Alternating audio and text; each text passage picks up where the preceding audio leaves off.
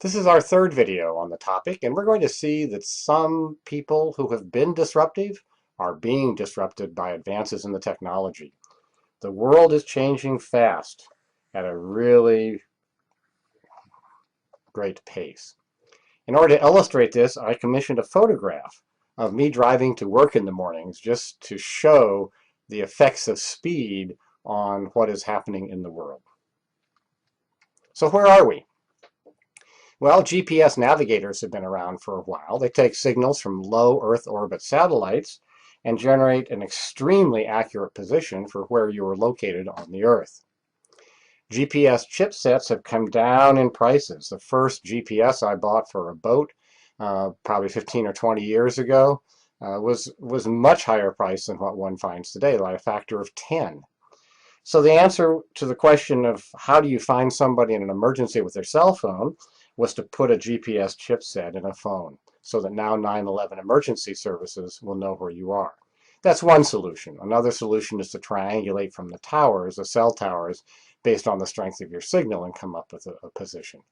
But the GPS chipsets are getting so cheap and they can be used for other things, like on your iPhone for maps and navigation, that it makes a lot of sense to put that in the phone. But if a phone has GPS, let's make it a navigator. So the latest version of Google Maps for the iOS devices gives you turn-by-turn directions, a thing you used to get from a separate GPS navigator. So who's threatened by this? Well, these are people who manufacture GPS navigators, and their sales have been dropping. Let's look at Garmin in particular, because they have a large portion of the marine industry.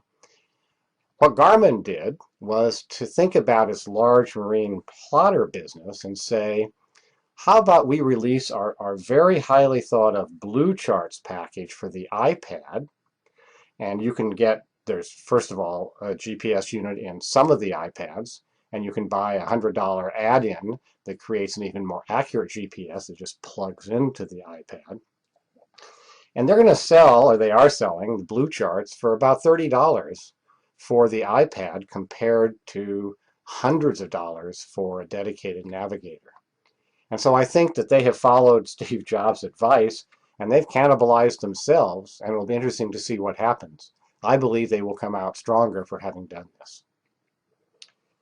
Well, we began this course talking about Kodak and photography and the film camera, which was replaced by the digital camera, which, whoops, what happened? Smartphones came along, and they started out with cameras that weren't so great.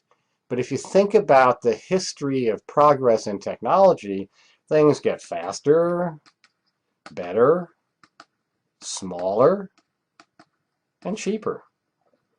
And that's exactly what's happened to the phone and your camera. So you can see that there's been a steady growth in the number of camera phones. And so we end up with a situation which you might say is the innovator's dilemma, but maybe it's not the innovator's dilemma. Because what we're seeing is an evolution of features in different products.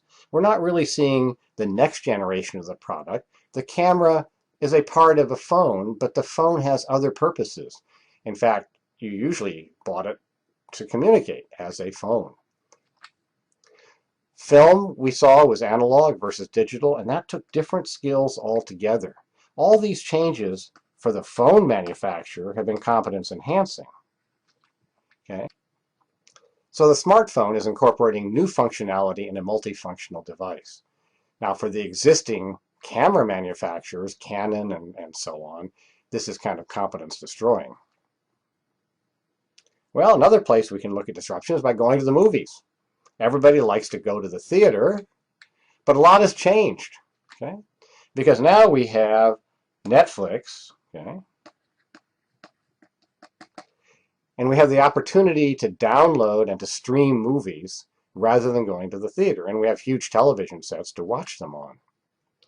So it's the home versus the theater. Large flat screen TVs, high-speed streaming. It's cheaper and more convenient at home. And there is a group of organizations, companies, from which you can buy and stream movies. So my understanding is now that this has actually changed Hollywood. so that the studios are primarily interested in making very big budget blockbuster films that will bring in hundreds of millions of dollars, and they're less interested in the smaller movie. In fact, the smaller movie might be distributed by DVD only, might not appear in the theaters, it might go directly to cable, but it's creating a change in the strategy for movie studios as a result of the viewing habits that we have picked up with the help of the internet. Okay.